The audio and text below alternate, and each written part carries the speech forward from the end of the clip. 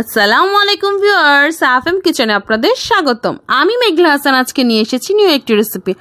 আজকে আমি আপনাদের সাথে শেয়ার করছি egg fried rice, Chinese egg fried rice, যেটা আমরা প্রায় সেট মেনুতে খেয়ে থাকি, অর্ডার দিলে চাইনিজ রেস্টুরেন্টে খেয়ে থাকি। সেই রেসিপিটাই শেয়ার করছি।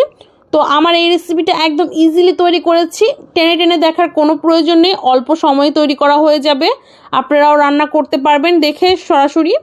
তো আমি এখানে ভেজিটেবল আর চিকেন ফ্রাইয়ের সাথে সার্ভ করেছি। এই দুইটা রেসিপি আমার চ্যানেলে দেওয়া আছে, আপনারা চাইলে দেখে আসতে পারেন প্লেলিস্টে যেয়ে। আর এই এগ ফ্রাইড রাইসটা রান্না করা একদম ইজি, খুবই মজার, রান্না করা যেরকম সহজ, খেতেও তেমন মজার।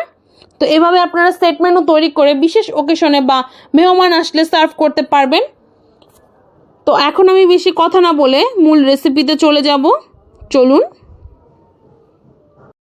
তো ফ্রাইড রাইস তৈরি করার জন্য আমি এখানে 2 কাপ পরিমাণের পোলাওর চাল নিয়েছি। এখানে মগটার মধ্যে 2 কাপ পরিমাণের চাল হয়। তো আমি এখানে পানিটা আগেই গরম করে দিয়েছি, অল্প একটু তেল দিয়ে দিলাম যেন চালটা ঝরঝরা থাকে, অল্প একটু লবণ দিয়ে দিলাম, তারপর চালটাকে আমি যে ভিজিয়ে রেখেছিলাম ধুয়ে সেটাকে দিয়ে দিলাম, দিয়ে এটাকে সেদ্ধ করে নিতে হবে। ঢাকনা দিয়ে ঢেকে সেদ্ধ করে নেব। চালটা যখন অল্প একটু পুটপুটো অবস্থায় থাকবে, মানে 80% সেদ্ধ হয়ে যাবে, পুরো সেদ্ধ হবে না, মানে একটু একটু চাল চাল অবস্থা থাকবে, 80% সেদ্ধ থাকবে, তখন এটাকে নামিয়ে ফেলতে হবে। নামিয়ে এটাকে ছাঁকনি দিয়ে ছেঁকে নিতে হবে, তারপর ঠান্ডা জায়গায় রেখে দিতে হবে। চাইলে আপনারা ফ্রিজে রাখতে পারেন, তাহলে বেটার হয়। এখন আমি 2 টেবিল চামচ পরিমাণে তেল দিয়ে দিলাম। ডিম ভাজার জন্য আমি এখানে 4টা ডিম নিয়েছি, আপনারা আপনাদের প্রয়োজন অনুযায়ী ডিম দিতে পারেন। অল্প একটু কালো গোলমরিচ আর অল্প একটু লবণ দিয়ে দিলাম, দিয়ে এটাকে ভালোভাবে ভাজতে হবে, স্ক্র্যাম্বল করতে হবে। একদম ঝুরি ঝুরি করা যাবে না, জাস্ট আধা ভাঙা করে রাখতে হবে, কিন্তু এটাকে ভালোভাবে ভাজতে হবে।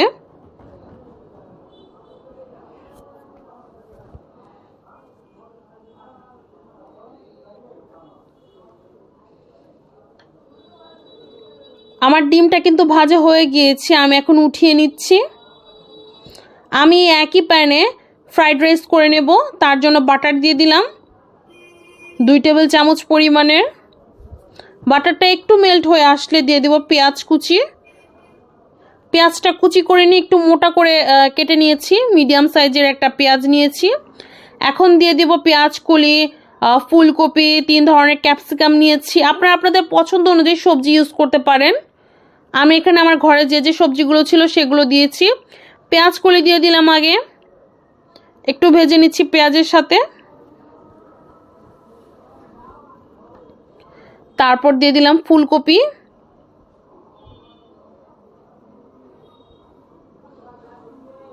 এখানে আমি 1 কাপ পরিমাণের বাঁধাকপি কুচি করে নিয়েছি। সবজিটা আপনারা আপনাদের পছন্দ অনুযায়ী দিয়ে দিবেন।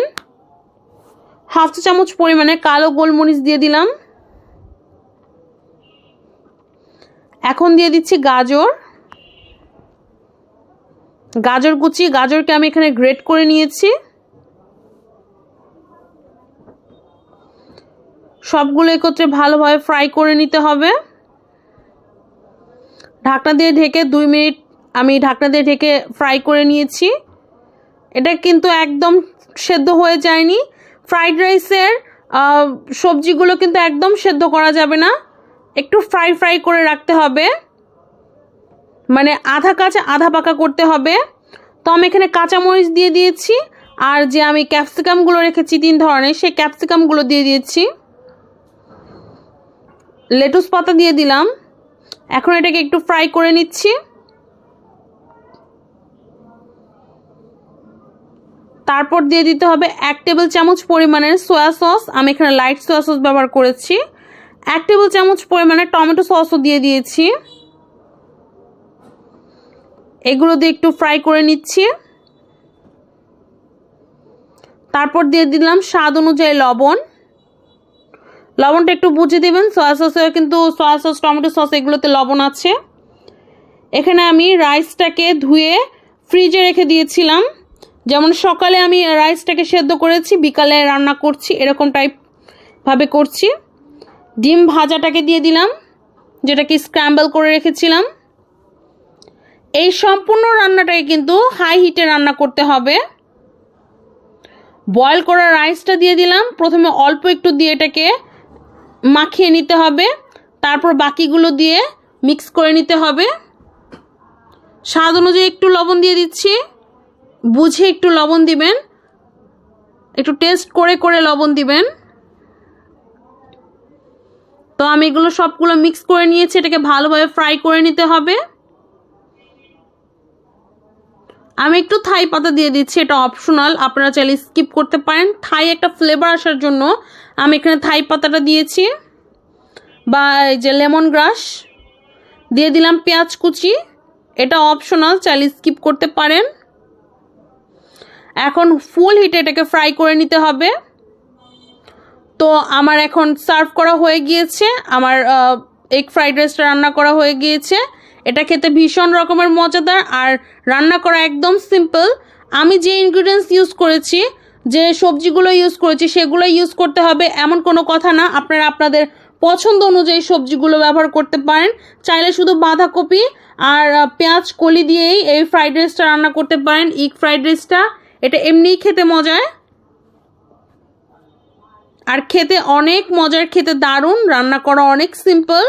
এভাবে আপনারা তৈরি করে পরিবেশন করতে পারেন ফ্যামিলির সামনে, ফ্রেন্ডসদের সামনে, অথবা ইফতারিতে কিংবা লাঞ্চে, ডিনারে, যে কোনো সময় তৈরি করতে পারেন। এখানে আমি ভেজিটেবল আর চিকেন ফ্রাইয়ের সাথে সার্ভ করেছি। ভেজিটেবল আর চিকেন ফ্রাই রেসিপিটা আমার চ্যানেলে দেওয়া আছে, একবার যে দেখে আসতে পারেন টুক করে।